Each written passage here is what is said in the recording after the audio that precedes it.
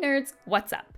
So it seems like every booktuber is talking about Dungeon Crawler Carl by Matt Dinniman in the last few months, and so I'm sure you're getting really tired of hearing about it. I'm tired of this, Grandpa! That's too damn bad! I do hope I can come in with a slightly different perspective for you all today, because I came in as a person who just really made the judgment and thought I wasn't going to enjoy this book or this series, and then I was blown away, and now I'm somehow halfway through book 5 and thinking of adding this to my top 10 fantasy series of all time. So today I'm going to give you everything you need to know on whether or not you will enjoy this series, and yes, I am going to try to convince you to read this series, how much you should read before you decide it's not for you, and a little bit about what it's about and how it came to be. So we'll do all that after the jump.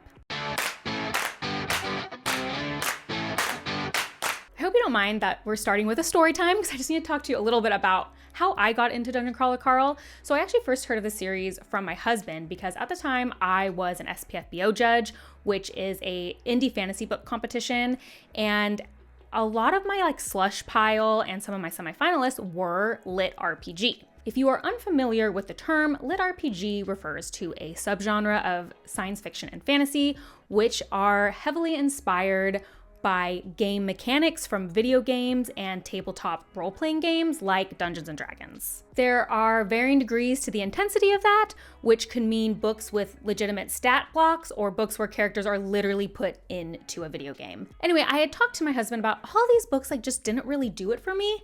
I ended up not really enjoying any of them very much, and I kind of just generally was kind of coming to the conclusion that maybe lit RPG as a subgenre was just something that didn't necessarily interest me. And when I told him that, he was like, wow, before you can sign off forever on a subgenre, you need to at least try the most popular one in that subgenre. And he's like, people are going crazy about this book called Dungeon Crawler Carl. Now, he hadn't read it at the time, but he pulled up the Goodreads page and was like, you gotta try this first. And I'm so sorry, I have to speak my truth here, because I know people love these covers, but I saw the book title and I saw this cover and I just immediately had the reaction, nope, that book is it's not gonna be for me. This seems so absurd. I don't think I'm an absurdist.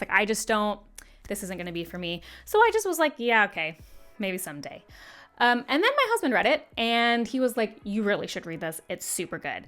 And I was like, oh, okay, maybe. What finally actually pushed me over the edge was that Django Wexler reached out to me to interview him ahead of his new book and give me an arc of that. And he said, actually, my friend Matt Dinniman is similarly releasing a book. I think it was book 7 actually of DCC. And could we interview him at the same time? And I said, you know what? Great. Let's do that. I'd love to interview you guys. And I thought, okay, well, now I have to read the book. Obviously, I'm not going to interview an author without having read at least one of their books. So I read Dungeon Crawler Carl and was obviously extremely pleasantly surprised by how good it was. I really enjoyed it. I gave it 4 stars and was like, that was really enjoyable. There were a few things that were for me, which I'll talk about later.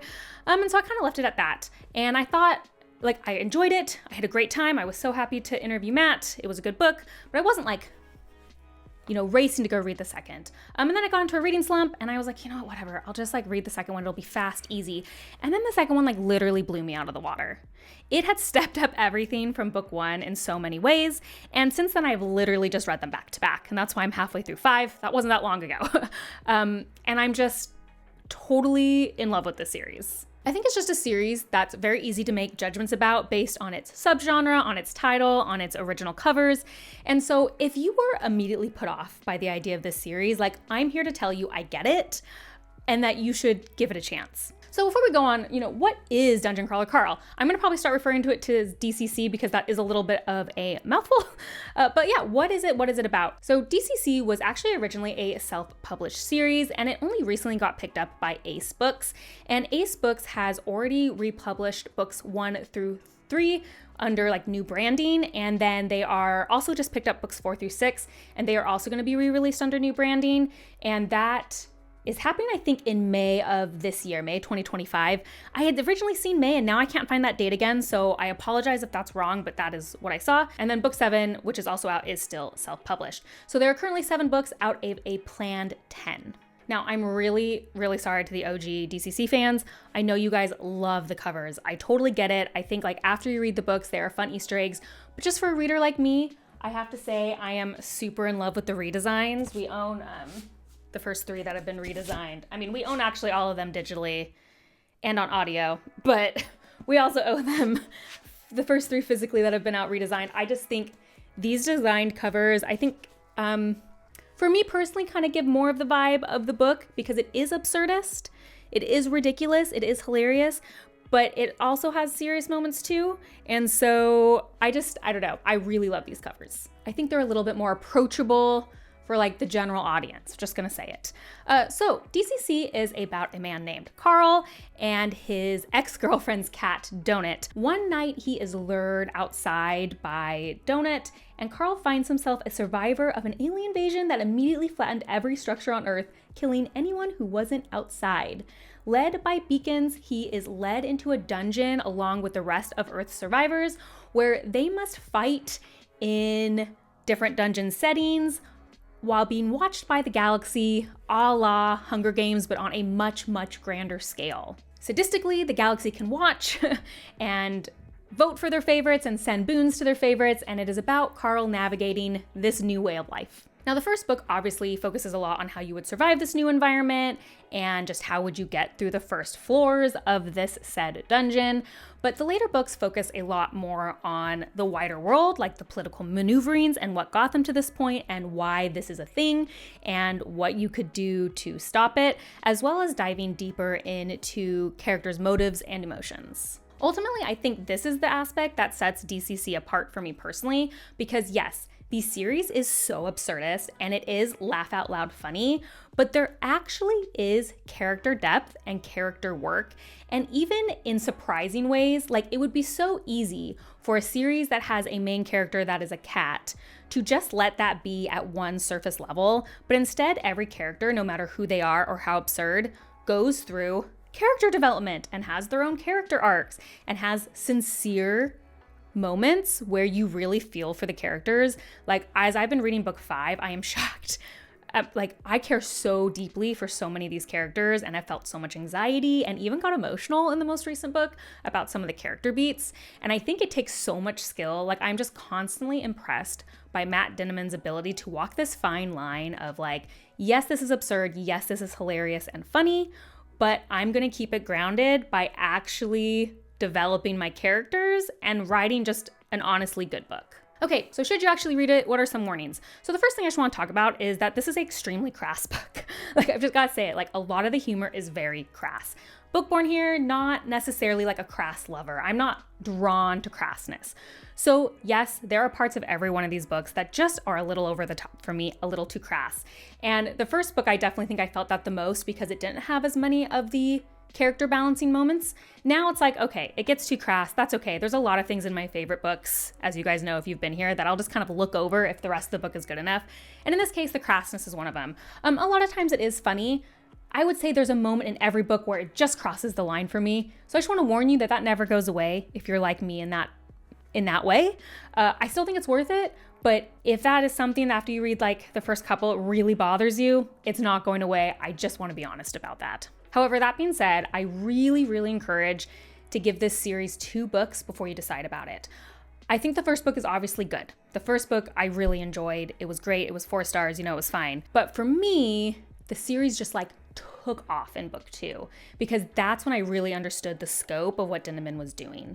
So to me, if you find book 1 enjoyable enough, but it doesn't blow you away, I would just encourage you to give it book 2.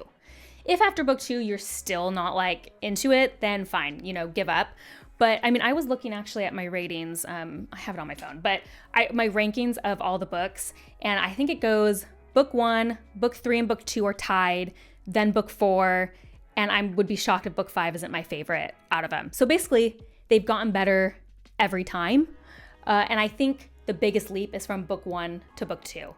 All the other ones are pretty closely clustered together because I just loved them so much. But there is, like, in my opinion, a significant increase. So I'd give it 2 books. They're fast, they're easy. I don't feel like it's asking a lot to give it 2 books. That's my advice. I also want to talk a little bit about the audiobook. So if you've been around, I'm an audiobook hater. My brain just does not work that way. I hardly ever listen to audiobooks. I just can't really do it. I was highly recommended to try this audiobook, so I did, and I am in love with it. Probably top audiobook of all time. Like first or second place, like Jeff Hayes as the audiobook narrator just absolutely kills it and brings it to life in such an insane way. So that is another option for you. Is to try them in audiobook format. They are amazing. And Matt Dinniman has reserved the rights, I think, still to his audiobooks. So they're always going to be narrated by Jeff Hayes. They're going to be finished. Like, they're going to be consistent. And speaking of that, just something that I think is kind of cool. The reason book 7 is still self-published is that Dinniman promised his fans that he would release each new book with the original style of cover so that they could complete them. And then if the publisher wants to buy them, he will sell them.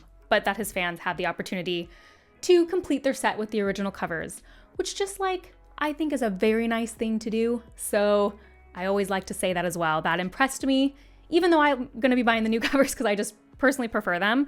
I thought that was a nice touch. So should you read Dungeon Crawler Carl? If I try to say that too fast, it just totally gets garbled. You try to say it 7 times fast. Yes, it's a super quick-paced read, especially book 1. It is super funny and it is lighthearted, just such an easy thing to get into. I think it'd be great for getting out of a reading slump. Just give it a try, even though you have reservations. That's what this whole video is about, because I had so many reservations and I've been totally in love with it, just literally reading it back to back. That's how you know I love a series, is when I just am like, no, I immediately need to know what happens next. Can't stop reading. I know you've heard about this series a lot. I'd love to know. I know a ton of you guys are fans, so tell me your favorite stuff below. I'm only halfway through book 5, so no spoilers, please. And if you haven't tried it, tell me if I convinced you to try it, or if one of the other booktubers who have talked about it have convinced you to try it, and all that stuff. Also, if you're a DCC fan, drop me some ideas of how you want me to cover the series. I've had some ideas about some spoiler discussions that I could do about the series. I am just waiting to get caught up to book 7 before I make any of those. But yeah, let me know if you have any ideas of what you'd love me to talk about. And as always, if you like these kind of videos, please like and subscribe. That is the best way to support me. And if you want to see what I'm currently reading, as well as other nerdy rants, you can check me out on Instagram at bookborn.reviews. I'll see you next time. Bye.